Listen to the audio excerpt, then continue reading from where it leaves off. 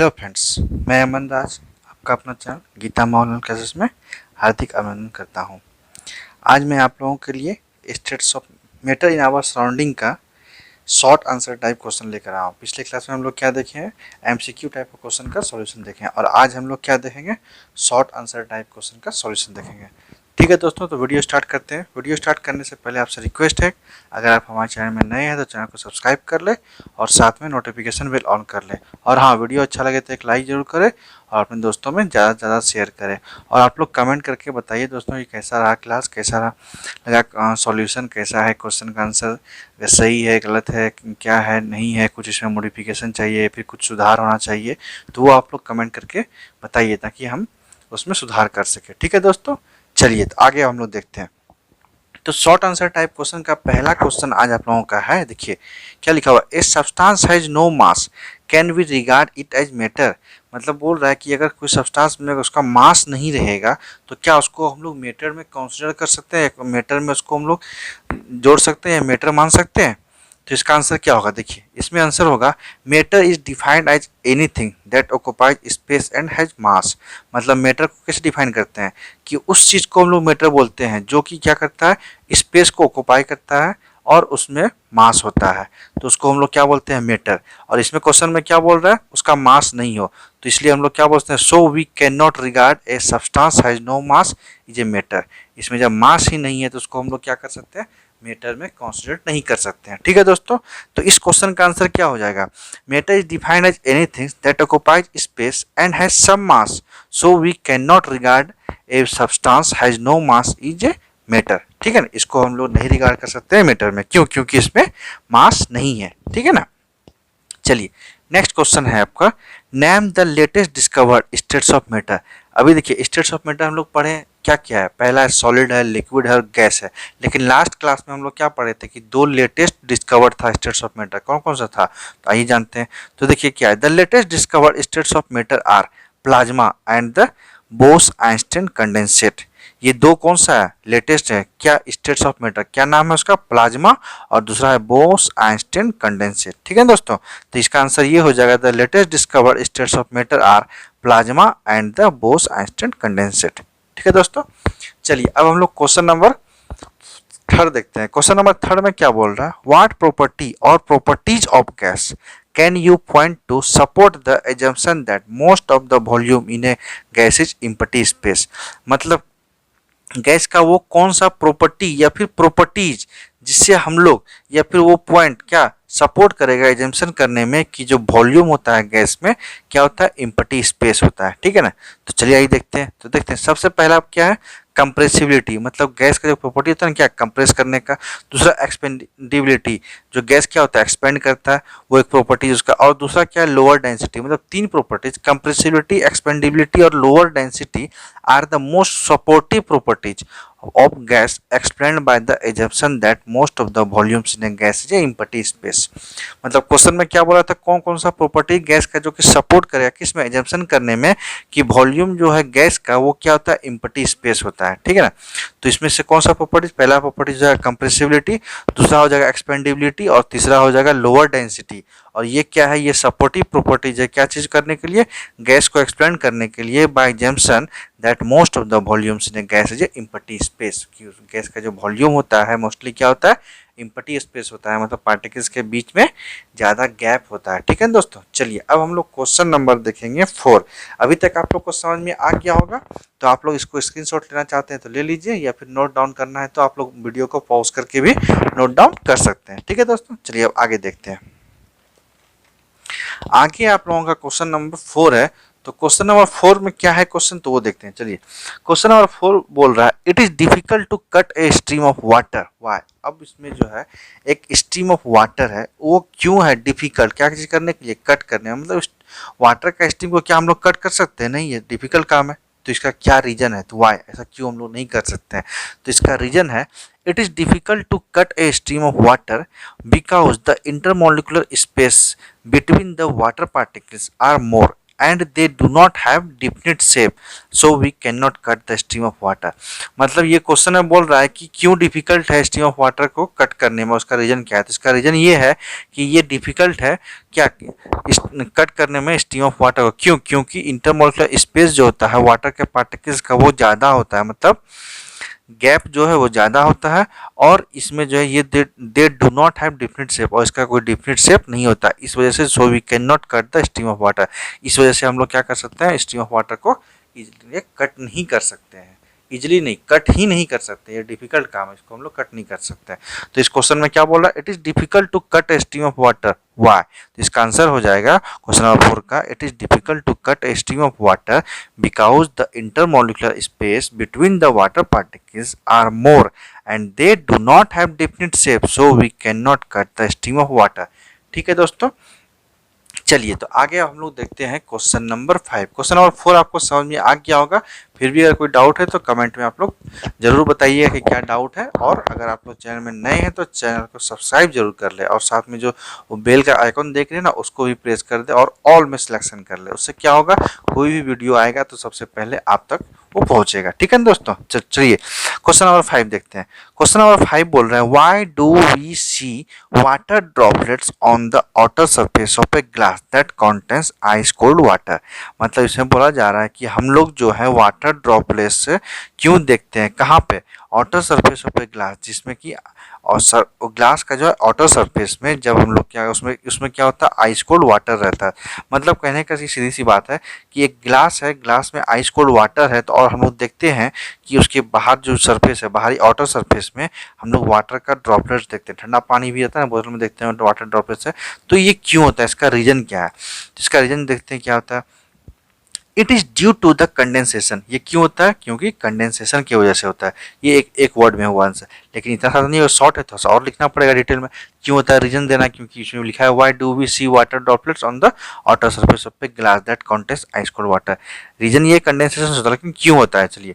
The water vapour molecules present in the atmosphere lose their energy and get condense. अब बोल दो है ना कि जो वाटर वेपर मॉलिक्यूल्स है कहाँ, जो एटमॉस्फेयर में प्रेजेंट है, वो क्या करता है, अपना एनर्जी को लूज करता है और वो कंडेंस हो जाता है। ठीक, एंड गेट कंडेंस। क्यों, why when they, sorry why लिख दिया, यहाँ पे होगा, ये आप लोगों का यहाँ पे होगा एन, व्हेन वाई, यहाँ पे एन है आप लोग का, ये वाई नहीं है। ठीक है दोस्तों, यहाँ पे when they come in contact with the surface of glass containing ice cold water. अब इसमें बोल रहा है ना, जो when they come in contact, जब वो वाटर जो एटमॉस्फेयर का जो वाटर ड्रॉपलेट्स है, वो जो water molecules, sorry vapour molecules जो है वाटर का, वाटर वेपर मॉलिक्यूल्स कहाँ, एटमॉस्फेयर में जो है, वो जब कांटेक्ट में आएगा किसका, सरफेस ऑफ द ग्लास, जो कि इसमें क्या कंटेनिंग है, ice cold water, they get condense. तो ये व्हेन नहीं होगा, they get condense, they appear as water. ठीक है दोस्तों, ठीक है दोस्तों। तो इस क्वेश्चन में बोल रहा है ना कि आप लोगों को कि हम लोग जब एक ग्लास में आइस कोल्ड वाटर रखा रहता है तो उसके आउटर सरफेस में वाटर का ड्रॉपलेट्स हम लोग देखते हैं। तो वो जो वाटर ड्रॉपलेट्स है वो उसका क्या रीजन है, वो आउटर सरफेस पे होने का। तो उसका रीजन यही है कि वो कंडेंसेशन की वजह से होता है। अब कंडेंसेशन की कैसे होता है, देखिए, जो एटमॉस्फेयर में वाटर वेपर मॉलिक्यूल्स तो प्रेजेंट है। अब बोलिएगा वाटर वेपर मॉलिक्यूल्स कैसे होता है एटमॉस्फेयर में, तो बहुत रीजन है उसका। तो रीजन देखिए कि वो प्रेशर होता है, उससे वो जो वेपर बनता है वाटर, कहाँ जाता है, एटमॉस्फेयर में ही जाता है। तो वही जो वाटर वेपर मॉलिक्यूल्स है जो कि प्रेजेंट है कहाँ, एटमॉस्फेयर में, वो क्या करता है, अपना एनर्जी को लूज करता है और वो कंडेंस हो जाता है। कंडेंस क्यों होता है, क्योंकि ठंडा हो जाता है वो। और वो कब होता है, जब when they come in contact with the surface of glass containing ice cold water। और जब वो क्या होता है, जिस ग्लास में आइस कोल्ड वाटर रखा रहता है उसके सरफेस में कांटेक्ट में आता है, तो उससे क्या होता है, वो कंडेंस हो जाता है, मतलब ठंडा होता है। then they get condensed, sorry, when they get condensed they appear as water droplets, when they get condensed they appear as water droplets। ठीक है दोस्तों, तो 5 नंबर क्वेश्चन को भी आंसर आप लोग को समझ में आ गया होगा कि जब वाटर वेपर जो एटमॉस्फेयर में प्रेजेंट है वो आइस कोल्ड वाटर के ग्लास से कांटेक्ट में आता है तो वो कंडेंस हो जाता है और वो क्या होता है, वाटर ड्रॉपलेट्स में दिखाई देने लगता है। ठीक है दोस्तों, कहाँ पे, outer surface of the glass. ठीक है, चलिए अब आगे हम लोग देखते हैं क्वेश्चन नंबर 6। क्वेश्चन नंबर 6 में बोल रहा है where does the salt go after getting dissolve in water. अब देखिए where does the salt go after getting dissolve in water, what information do you get from the dissolution of salt in water. इसमें बोल रहा है कि जब salt जो है वाटर में डिजॉल्व कर जाता है तो वो कहाँ जाता है। Where does the salt go after getting dissolve, salt कहाँ जाता है जब सॉल्ट जो है वाटर में डिजॉल्व कर जाता है। और what information do you get from the dissolution of salt in water, और इससे क्या इंफॉर्मेशन आपको मिलता है कि ये कहाँ से, dissolution of salt in water. ठीक है ना, तो dissolution of salt in water से आपको क्या इंफॉर्मेशन मिलता है ये आपको बताना है। तो चलिए इसका आंसर क्या होता है वो देखते हैं। तो इसका आंसर होगा व्हेन सॉल्ट गेटिंग डिजॉल्व, जब सॉल्ट क्या होता है डिजॉल्व करता है किसमें, वाटर में, in water. When salt getting dissolve in water, जब सॉल्ट होता है डिजॉल्व कर जाता है किसमें, वाटर में, the salt goes into the intermolecular space between the particles present in the water. Salt कहाँ चला जाता है, जो इंटरमोलिकुलर स्पेस होता है ना किसमें, between the particles present in water, water का जो पार्टिकल्स है उसके बीच का जो इंटरमोलिकुलर स्पेस होता है उसमें जो सॉल्ट है चला जाता है। ठीक ना, सॉल्ट कहाँ चला जाता है, वाटर का जो इंटरमोलिकुलर पार्टिकल्स का इंटरमोलिकुलर स्पेस होता है उसके बीच में वो चला जाता है। ठीक, तो ये पहला क्वेश्चन का आंसर हो गया। अब सेकंड जो नीचे पैराग्राफ में बोल रहा है क्या है, what information do you get from the dissolution of salt in water. तो इसका आंसर होगा from the dissolution of salt in water, मतलब सॉल्ट का जो डिजोल्यूशन होता है वाटर में, the information we get that matter has intermolecular space between the particles, मतलब जो डिजोल्यूशन होता है सॉल्ट का वाटर में, तो इस इंफॉर्मेशन से हम लोग को ये पता चलता है, ये मालूम होता है कि जो इंटरमोलिकुलर क्या मैटर में क्या होता है, इंटरमोलिकुलर स्पेस होता है पार्टिकल्स के बीच में। ठीक है दोस्तों, तो क्वेश्चन नंबर 6 का जो क्वेश्चन बोल रहा है where does salt go after getting dissolve in water, मतलब जब डिजॉल्व हो जाता है वाटर में सॉल्ट तो वो सॉल्ट कहाँ चला जाता है। तो इसका आंसर यही होगा कि वो इंटरमोलिकुलर स्पेस जो वाटर के पार्टिकल्स के बीच में है उसमें वो चला जाता है डिजॉल्व होने के बाद। ठीक है, और उसमें दूसरा क्वेश्चन बोल रहा है what information do you get from the dissolution of salt in water, और इससे क्या इंफॉर्मेशन मिलता है कि जब सॉल्ट डिजोल्यूशन होता है सॉल्ट का वाटर में। ठीक है, तो इससे इंफॉर्मेशन यही मिलता है कि जब from the dissolution of salt in water the information we get that matter has intermolecular space between the particles, इससे इंफॉर्मेशन ये मिलता है कि जब सॉल्ट वाटर में डिजॉल्व हो जाता है तो इससे इंफॉर्मेशन मिलता है कि मैटर में जो होता है इंटरमोलिकुलर स्पेस होता है किसके बीच में, पार्टिकल्स के बीच में। ठीक है दोस्तों, तो चलिए अब क्वेश्चन नंबर हम लोग 7 देखते हैं। 6 आई होप आपको समझ में आ गया होगा, और फिर भी कोई डाउट है या फिर भी कोई प्रॉब्लम है समझने में नहीं आ रहा है तो आप लोग कमेंट करके पूछ सकते हैं। ठीक है दोस्तों, उसको हम अच्छे से आपको डिस्कस करेंगे। अब क्वेश्चन नंबर 7 देखते हैं। क्वेश्चन नंबर 7 में बोल रहा है explain the reason for solid generally lacking the property of diffusion. अब बताना है आपको रीजन कि सॉलिड जो है जनरली क्या होता है, लैकिंग करता है किसमें, डिफ्यूजन के प्रॉपर्टीज में। तो इसका आंसर हम लोग को बताते हैं। इसका आंसर क्या होगा, the properties of solid are very tightly packed. अब सॉलिड का जो the particles of solids are very tightly packed, solid का जो पार्टिकल्स होता है क्या होता है, बहुत ही टाइटली पैक्ड होता है, और इसका स्पेस जो होता है नेग्लिजिबल होता है किसका, पार्टिकल्स के बीच में। They have least intermolecular space between them, क्या बोल रहा है, इसके बीच का जो इंटरमोलिकुलर स्पेस है किसका, पार्टिकल्स के बीच में बहुत ही कम होता है, लिस्ट। एज ए रिजल्ट, इससे रिजल्ट क्या होता है, free movement of particles does not take place in solid. वो जिससे रिजल्ट यही होता है कि जो फ्री मूवमेंट होता है पार्टिकल्स का वो इसमें नहीं हो पाता, किसमें, सॉलिड में नहीं हो पाता है। ठीक है, they can only move about their mean position, ये क्या करता है अपने मीन पोजिशन पे ही ओनली मूव करता है।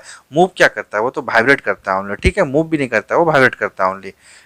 ठीक, therefore solid lake the property of diffusion, यही कारण है कि सॉलिड क्या करता है, डिफ्यूजन की प्रॉपर्टी को वो लेक करता है। ठीक है, तो आपको क्वेश्चन समझ में आ गया होगा। क्वेश्चन में बोल रहा है explain the reason for solids generally lacking the property of diffusion, reason बताइए कि सॉलिड जो है क्यों लैकिंग करता है डिफ्यूजन का प्रॉपर्टीज को। तो इसका आंसर यही होगा कि सॉलिड का जो पार्टिकल्स होता है बहुत ही टाइटली पैक्ड होता है, उसके इंटरमोलिकुलर स्पेस बहुत ही कम होता है। इससे रिजल्ट यही होता है कि वो जो फ्री मूवमेंट होना चाहिए पार्टिकल्स का वो उसमें नहीं हो पाता है, वो क्या करता है ओनली मीन पोजीशन पे ही मूव करता है। इससे हम लोग का क्या होता है, सॉलिड लेक करता है प्रॉपर्टीज होने क्या, डिफ्यूजन का प्रॉपर्टीज को। ठीक है, तो अब क्वेश्चन नंबर 8 देखते हैं। क्वेश्चन नंबर 8 बोल रहा है list any two examples of crystalline and amorphous solid. मतलब दो एग्जांपल बताइए किसका, एक क्रिस्टलाइन सॉलिड का और दूसरा एमोर्फस सॉलिड का। तो क्रिस्टलाइन सॉलिड का देखिए इसका answer, the two example of crystalline solids are alum और शुगर। दो एग्जांपल ये है क्रिस्टलाइन सॉलिड का, क्या है, एलम और शुगर। और नीचे फिर amorphous solid, the two example of amorphous solids are plastic, glass, रबड़ इटीसी।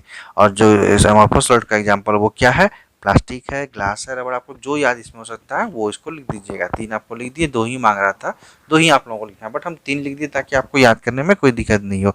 जो भी आपको याद रहे वही इसको लिख देना है, ठीक है दोस्तों। तो ये आपका एग्जांपल था किसका, क्रिस्टलाइन सॉलिड का और एमोर्फस सॉलिड का। क्रिस्टलाइन सॉलिड क्या होता है, जो कि क्रिस्टल के फॉर्म में होता है, मतलब सॉलिड के फॉर्म में होता है, और वो डिजॉल्व हो जाता है, मतलब वो ब्रेक हो जाता है इजिली। जैसे कि शुगर भी हो गया, एलम भी हो गया, सॉल्ट भी हो गया, माइका हो गया, सिलिक, ये सब क्या है, ये सब आपका क्रिस्टलाइन सॉलिड है। और एमोर्फस सॉलिड क्या होता है, एमोर्फस सॉलिड वो होता है जो कि थोड़ा सॉफ्ट होता है। प्लास्टिक हो गया, ग्लास हो गया, रबड़ हो गया। आप बोलिए ग्लास की सॉफ्ट, तो ग्लास एमोर्फस सॉलिड इसलिए है क्योंकि वो कुछ समय के साथ वो ग्लास भी पिघल के, जैसे कि बहुत पुराना घर वगैरह से उसका विंडो सब में देखिएगा तो विंडो के बॉटम साइड में क्या होता है, थिक होता है, और अपर साइड में, टॉप साइड में क्या होता है, थोड़ा थिन होता है। क्यों, क्योंकि वो धीरे धीरे पिघल के नीचे बॉटम में आ जाता है। और एमोर्फस सॉलिड का मतलब क्या होता है, सीडो सॉलिड। सीडो सॉलिड मतलब होता है फॉल्स सॉलिड, ठीक है दोस्तों।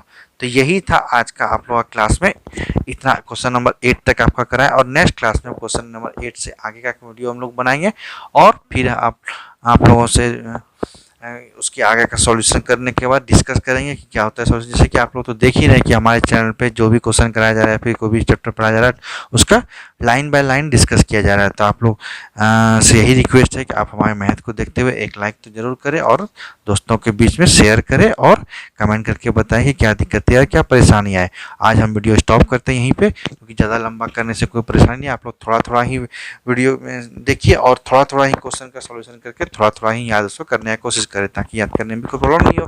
ज़्यादा क्वेश्चन का बर्डन बढ़ जाएगा तो फिर याद नहीं होगा। तो ठीक है दोस्तों, वीडियो को स्टॉप करते हैं। वीडियो स्टॉप करने से पहले रिक्वेस्ट है, अगर आप हमारे चैनल में नए हैं तो चैनल को सब्सक्राइब कर ले, और साथ में नोटिफिकेशन बेल ऑन कर ले। और हाँ, वीडियो अच्छा लगे तो एक लाइक जरूर करें, और अपने दोस्तों में ज़्यादा से ज़्यादा शेयर करें, ताकि उनको भी ये क्वेश्चन आंसर का वीडियो उनको मिल सके, और वो लोग भी अपना पढ़ाई कर सके। क्योंकि लॉकडाउन में तो स्कूल वगैरह कुछ खुला नहीं है, तो उन लोग अगर नहीं कर पा रहे हैं, या फिर टीचर आपके क्वेश्चन आंसर नहीं कराए हैं, तो फिर वो आप लोग हमारे चैनल के माध्यम से क्वेश्चन आंसर करके आप लोग अपना पढ़ाई जारी रख सकते हैं। ठीक है दोस्तों, फिर मिलते हैं। Thank you. आप लोग भी अच्छे से रहे, हम लोग भी अच्छे से। ठीक है दोस्तों, चलिए।